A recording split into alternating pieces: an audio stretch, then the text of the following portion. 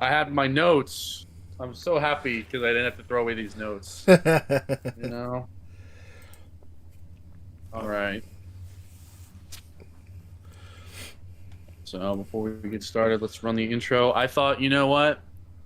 We'll do a cute little intro. I didn't imagine this was going to be like a thing, uh, doing like a podcast, but now that we're here, we got to make it professional. right, right. All right, so I'm going to do a quick little intro. I'll introduce the topic and then I will throw it to you. Introduce yourself. How about that? Does that sound good? Yeah, sounds good. You are the co-host. Okay, this Right, isn't like a me thing. This is like an us thing. right, right. All right. I'm streaming. You can start if you want to. If you want to wait. I've already started. Let's shoot. Thank you. Cool, cool. All right, here we go. Three, two, one. Hello, everybody. What is up? This is the Pigpen Pod. We like to play in the mud. I'm your host, hanging with my other co-host, Windora, and today we're going to be talking about the Black Clover movie. What are your thoughts? So, I personally thought it was great. Hello to everybody. Like Tim Lupo just said, my name is Windora. It's a pleasure to be here with all of you. But going back to the topic, I thought it was great. It told its story very nicely, considering where it is in the timeline. And it was just one of those things where, like, you can kind of either decide or if it is or if it isn't canon based on your own opinions. But I really enjoyed it. I thought it was great. Good. So I'm glad I kind of have you here as like an expert because I am an anime casual. I am not a connoisseur. I don't consume that much, especially. I mean, I'll admit I'll have like the Naruto's, the One Pieces. I've seen the generic stuff, but I haven't gone. I don't know anything about Black Clover. So watching this movie, I guess I'm gonna have the perspective of somebody that has never consumed any Black Clover at all. Have you seen? What have you? How much have you seen? So I'm current in the manga. I've seen the whole series. Hmm. So I wouldn't call myself an expert, but at least I know enough to be able to talk about this movie pretty well. Good, better than the average bear. So one of the I decided to write notes. Okay, I've never analyzed media before as like a content creator, so Uh, I figured, hey, I also thought that I was going to talk about it right away, and I ended up not. So thank God I did because some of these notes are very funny. That now that I'm like looking at them, my first thought was I haven't seen the actual anime, but to me, remember, have you watched old Yu-Gi-Oh? like yeah, the very first, yeah. Yeah, you notice how whenever there like the show on TV, it would have like a certain quality to it, and then when they did the movies, they had like an extreme like bump up in quality. Yeah. Is that would you say that that's what this is as well? Like the quality of the animation is improved from the regular show? So yes and no, and like that's a thing with like anime shows in general, especially more modern anime shows, where depending on what's going to be happening in said episode, the budget maybe they kind of shift the budget's focus on the animation style for these big spectacular moments, like the One Piece anime right now has been going crazy with their with their animation. Uh, Hmm. with the Gear 5 reveal coming up soon, so they've been bumping all that They're up. going a little wild. Yeah, so they're going wild with that right now. So and it's kind of the same Hmm. thing, and with the movies it's the same thing. Especially because this was a thing with Netflix, so obviously the budget's a tad bit higher. Hmm. So Netflix does how does that work? Is this like a Netflix anime that they're doing that they produce, they put the money up front for, I, or is this something that was made and then it like got the tag? so I believe it was just something they put the money up front for because normally it's like it would be a Funimation Crunchyroll thing. Well, more Crunchyroll Hmm. now, but every now and again they'll take an anime property and they'll produce a movie and whatnot. And considering Hmm. this is the first piece of Black Clover media that hasn't been the manga, and since the original series ended, or it didn't end, but I mean, it ended for that time. I think like 20, 2019, I think. Hmm. So a lot of the Black Clover community have just been kind of itching to get something going, especially for the non-manga That's readers. good. Hmm. I some of the side like details I do like. That's kind of what I was like. Yeah, it has like a boost in animation because like there are some scenes where yeah, like everything goes like super wild and there's a lot there. But it also seems like for the random shots, like certain details they put a lot more effort into than I thought. Like the average like anime fight, I would think like some dudes when they would get sent flying, they would be sent flying and then you would see them like shoot off into the stadium out of the stadium or like something like that where it'll be like people getting flying extended shots of that or like the entire environment like breaking down around and not just kind of like small segments and they're just kind of avoiding animating the rest. They really like a lot of the detail is very detail oriented, which I really appreciate because I know how much work that is. Yeah, and that's a big thing. It's like mostly dependent on like who's on screen, and for those that know, the type of magic that they do, they know that when they're on screen, it's gonna be crazy. They're gonna be doing some wild stuff. Hmm. Let's see. Some of the stuff. So again, this is me as a filthy casual. Have never seen anything about it. Some of the notes that I wrote at the time were like they are explained in later in the film. Like I'm like, why does this dude have like 20 to 30 books? Like, what's the deal with this? Like, who is this character? But as the movie goes on, it kind of explains everything, which is nice. I do enjoy the intro scene where it kind of explains the basic universe in a way that doesn't just come off as like contrived or annoying. Right. Like, yeah, of course they're going to explain everything. They're doing an intro to like the tournament. So that was good. Yeah, and I mean it's at least from my perspective, it's not a difficult story to kind of grasp Mhm. because One of the notes I wrote down is that it looks like the Mario Castle. right, the whole kingdom, yeah, and all those the that whole thing is separated by the specific areas of the kingdom. Hmm.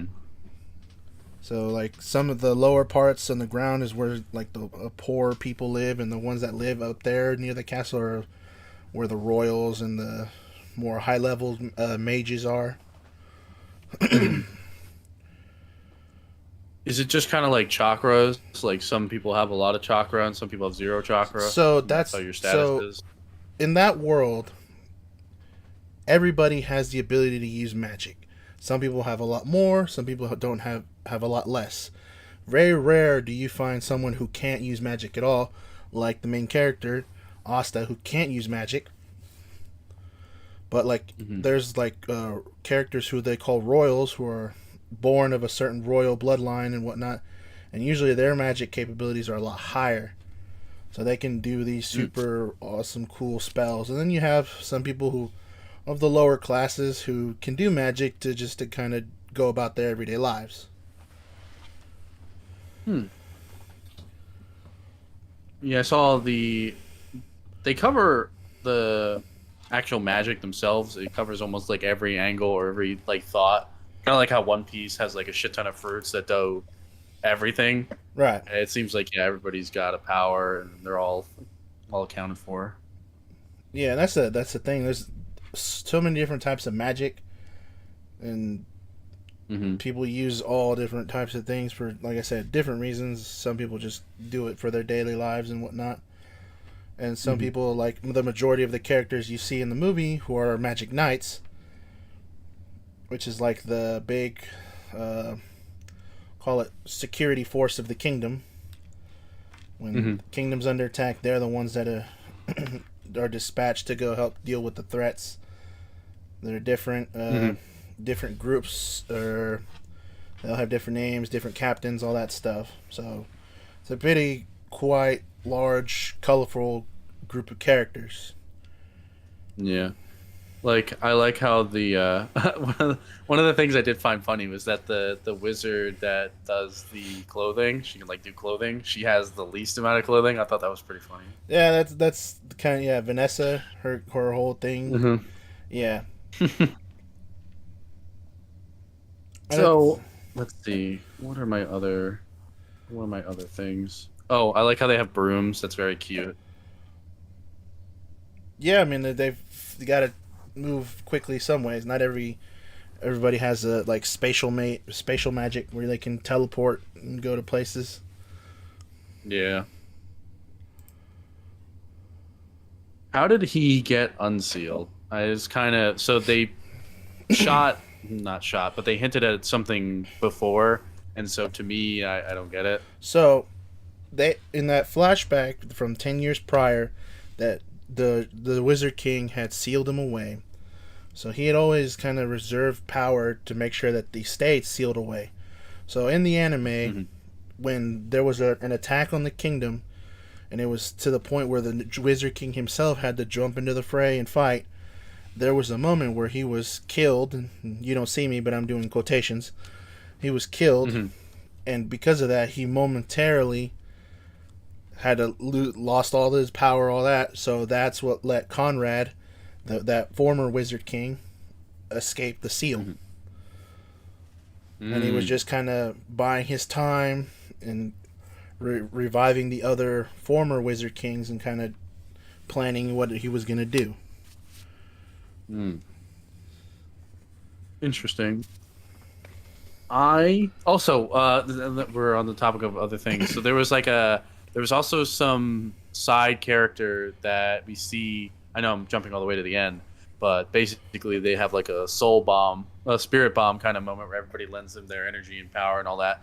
There was a character with like a little like devil ghoul person Uh hiding huh. in the shadows. And who is he and what is that supposed to be about? So his name is Noct, and he's the vice captain of the Black Bulls. In the anime Hmm. himself, in the anime itself, you really don't see him till like the last like few episodes, Hmm. because he's been on a like secret missions, kind of doing things for the kingdom and for the Black Bulls. So he's just kind of there, but he's all those little guys are little devils that he's made like pacts with, so they kind of do what he says, and he has abilities too. Hmm. So that's all his Interesting. abilities usually revolve around kind of the darkness and the shadows and all that stuff. Hmm. Um, I so the way that it turns out, one of the comments I wrote down was they look like wizard Nazis. It's what I wrote down. They basically take over the kingdom. Yeah, I don't necessarily know if that's supposed to be like symbolism or whatever, but that's just one of the funny comments that I wrote down. I mean Oh, I also you've enjoyed the cute little salute that they do too. yeah, that's the little thing that they do, similar to like Attack on Titan one, where they like do the little fist thing Yeah. front and back. Yep. So yeah, that's kind of their deal. And as far as the wizard Nazis type deal, it's just really just based on the type of magic that Yeah, true, true. What's wrong with just making a regular salute? Like I kind of get it. It makes the world a little bit more unique. But like we're gonna run out of ways to like maneuver our body soon. right. I don't know. It's an interesting thing, and it's one of those things that you kind of look over and it's like, oh hey, that's a little cute thing when they're trying to rally the Yeah. troops or whatnot. Yeah. What does the green like? What's the deal with the green wizard, or not the green wizard, the green like fairy thing that Yule, right? That's his name, Yule. You know. Okay, so There you go. Yeah. each element that is available has what they call a spirit, and Hmm. the spirit chooses who they want to kind of lend their power to, and Belle, who's a little fairy, is the wind spirit, which is what Yuno's main magic is wind. So very early on, somewhat Mhm. early on in the anime, we get introduced to Belle and Yuno. So like, and the thing with Yuno compared to Asta, they're like the two main characters of the show, but they're very different in a way. Yuno is someone who has magic, who has very powerful magic, and from when they were kids all the way until now. And he's always excelled and been the best at everything. And you have Asta, who has no magic and really just worked hard on himself physically. Mhm. So Asta had to work hard to get to where he is, whereas Yuno just kind of cruised by just based on his innate abilities. Mm. So, but yeah, Mm. the elements have spirits. So like water, wind, fire. If you watch the show, you'll meet some of the other spirits that are there. Mm. But yeah, so that lets him Mm. tap into a whole nother set of abilities with combining with the wind spirit. Mm. I've been kind of guiding the conversation here with all my my little notes here, but do you have anything that you want to go off on, or anything that you really liked? So when they had first announced the movie, right? This takes Mm. place. So in the anime, there's a 6 month time skip between certain periods. So from what I remember reading, when they first announced this movie, it was supposed to take place during that 6 month period. Mhm.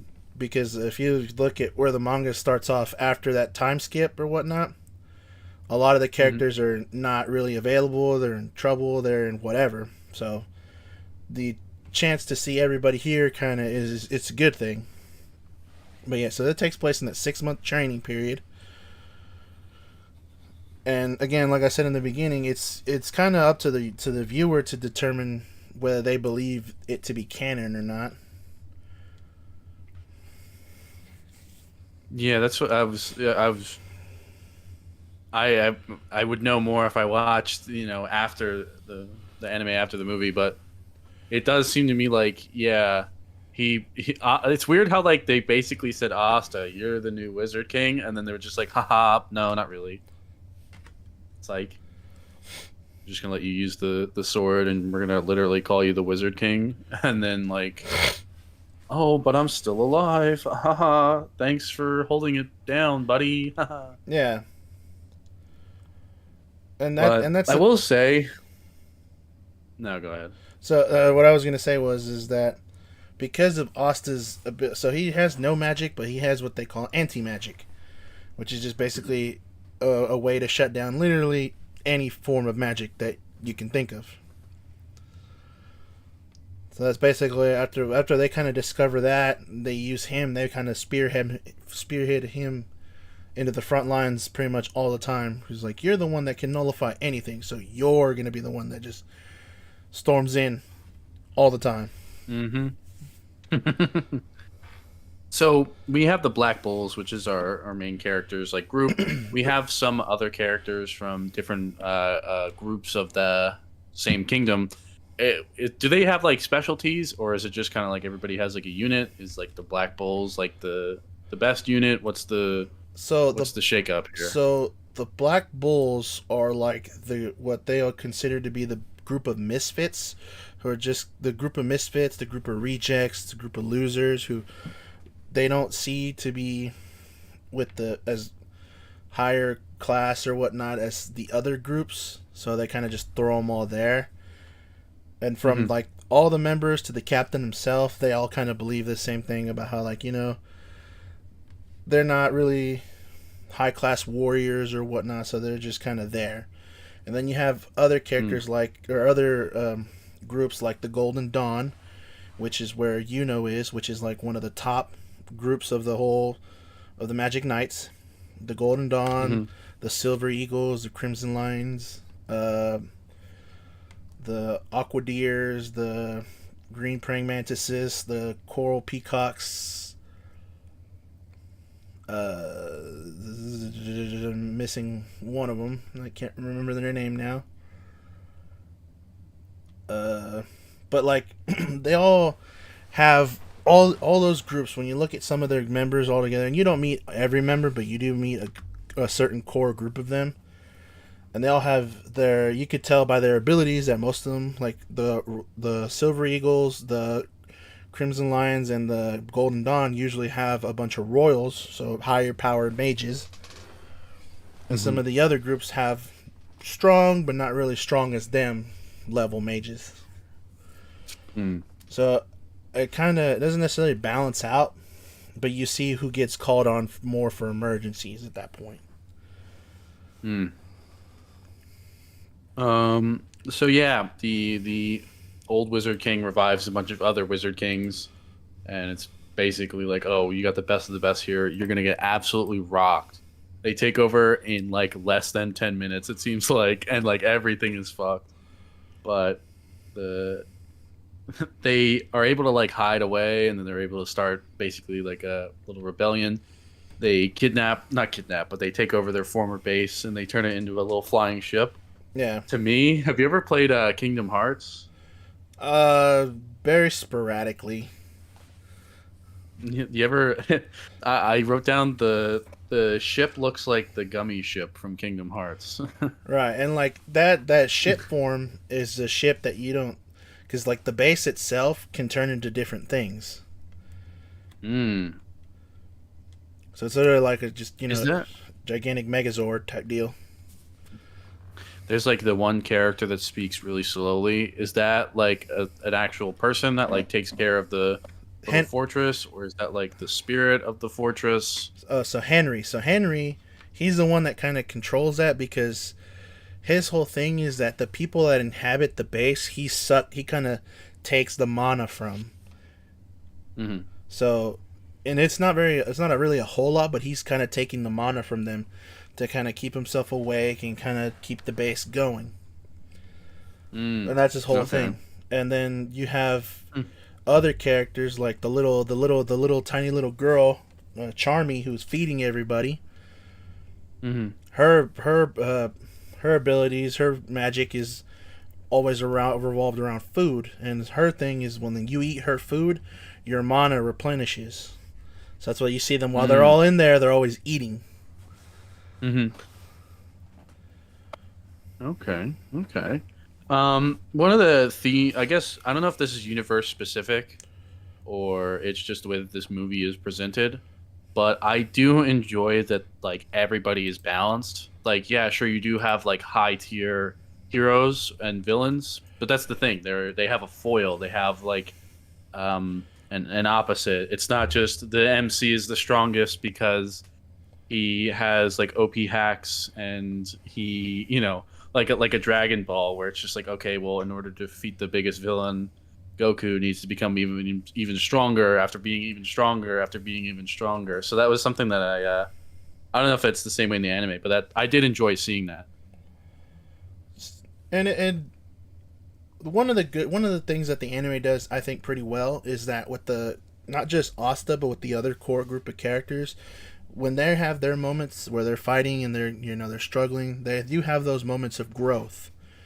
Like Mm, a lot of those mages, like when they're in struggling, their grimoires, their little spell books will pop up and a new spell becomes available, and that's their way of showing them that they're getting stronger. hmm.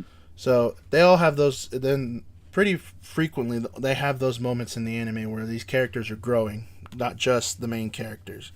So it's always pretty good to see that everybody gets a chance to shine. Yeah, because it was even then, even the main villains, they had their like final boss mode, which looks really cool. I really like the design. I like the ice guy. That whole thing was amazing.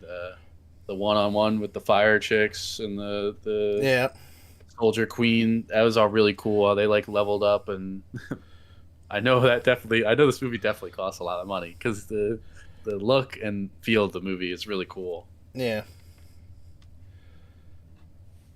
Let's see.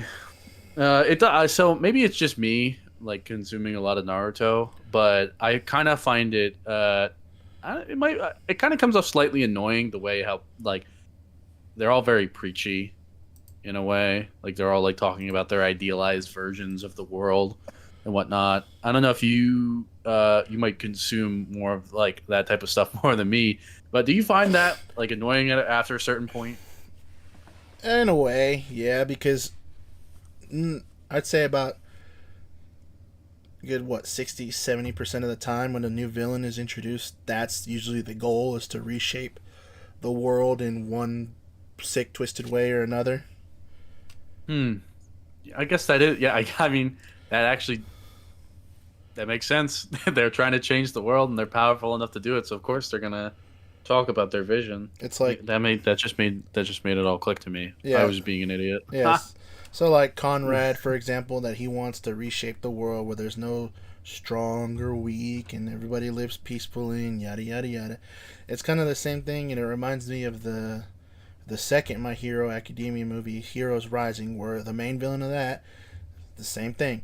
He wanted to reshape the world, and no, only the strong and the survive, the weak perish, and there's no Hmm. heroes or villains, and blah blah blah. And it's kind of the same thing. That's what I'm saying about. That's why I called them wizard Nazis. They wanted like only the best and like the most pure wizards to be in the new world. There you go. That's where that came from. Yeah, so that basically proves that about it. Like I said, a good 60-70% of the time when new villains are there, it's because they want to rechange, redo whatever it is what's wrong with the world in their minds. Yeah. Hmm. Um. I do enjoy that the basically the villain gets one shot. That's kind of funny to me. And that's usually how it works with the anti magic. Yeah. You see that quite a lot. It's getting close enough to land that shot is what's the difficult part. Hmm. Um. I wrote two more things. I was like, it's kind of dumb that the entire plot is over if you just snap the necklace an hour ago, an hour into the movie. You know what I mean? Yeah.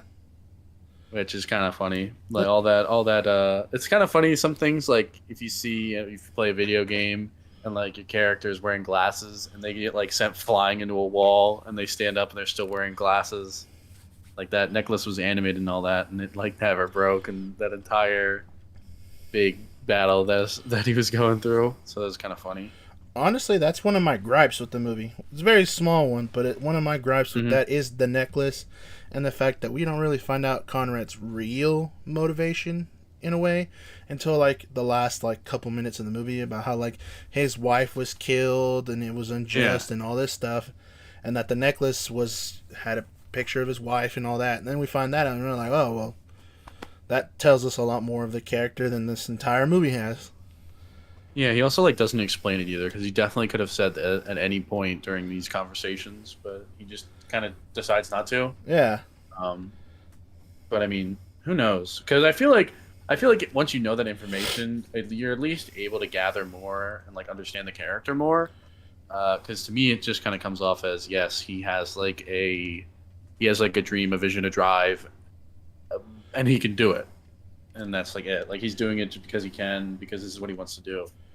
Not that all this bad stuff happened to him and he's trying to rebel against that system so that it doesn't happen to others. Yeah, and I think that also prevents like if some of the other characters find out, oh, it's because his wife died, and he wants revenge, and all, then that's I think that causes less chances for conversations about, hey man, don't do this. Your wife wouldn't want this, and Yeah. you're a good person. You're a wizard king for whatever. Like you shouldn't do this. I think it's also the fact that he's an objectively evil, like what he's doing is objectively evil, but they are all presenting themselves as like they are actually just villains and nobody understands. Right. It's like you don't get But it. Like no matter how many yeah. times I explain this, you just don't get it. So towards the very end of the movie, they use the Imperial sword. It breaks. After this movie, is the Imperial sword ever brought up again? No. To Interesting. the funny thing is, before this movie, you'd never even heard about it. Mm, You'd heard about magic tools that they had that they'd been developing for years and years and whatever, but you never see any of them. You see one of them, which has the current Wizard King looking the way he does, hmm but that's really the only one. As far as the sword goes, you see it in the movie and then you never see it again. Hmm. Which I guess technically that's still debatable on whether or not the movie's canon. Right. If it's just there, then yeah. That makes sense. It was kind of funny though how they set it up as like, oh, we might have a plan, and they go down to the secret underground bunker, and he's just fucking there.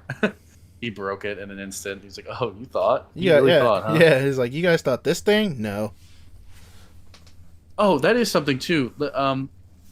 I, one of the things that the movie does right is that the villain has a clear objective, and he actually accomplishes it.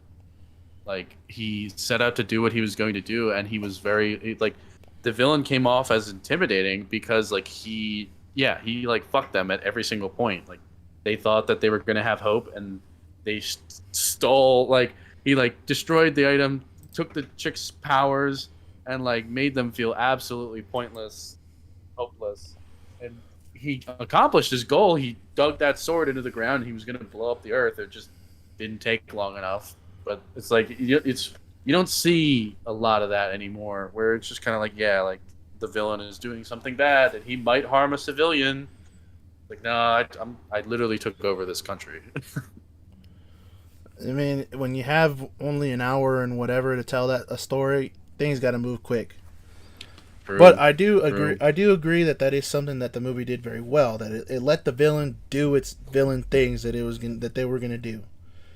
Hmm. And What was stopping the other kingdoms from trying to come in and like is are they all kind of friendly or do they go to war with each other a lot? so the other kingdoms, which is the heart, the spade, and the spade kingdoms, are they have the Clover Kingdom has good relationships with the Heart Kingdom.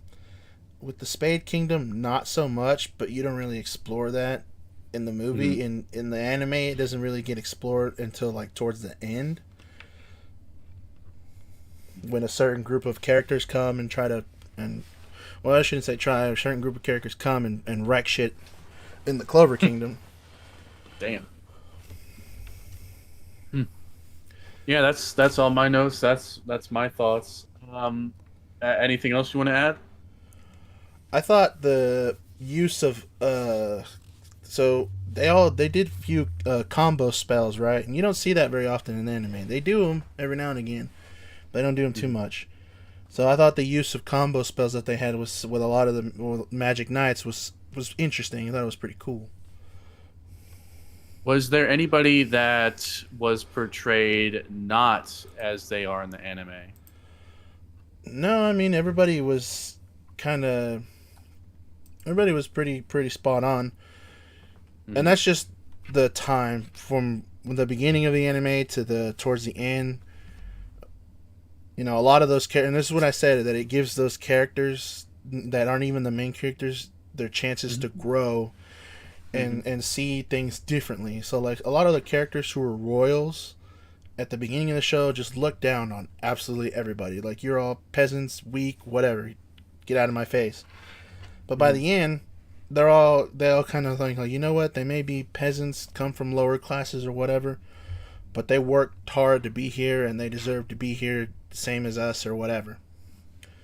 Good. So That's good. it's interesting to see that those relationships are still there. Again, given the time of the movie, it it fits.